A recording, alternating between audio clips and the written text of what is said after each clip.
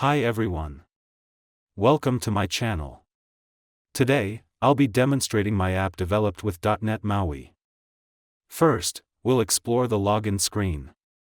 Here, you can enter your credentials and, if you check the Remember Me box, your data will be saved using tokens, making your next login easier. Next, I'll demonstrate the user registration process.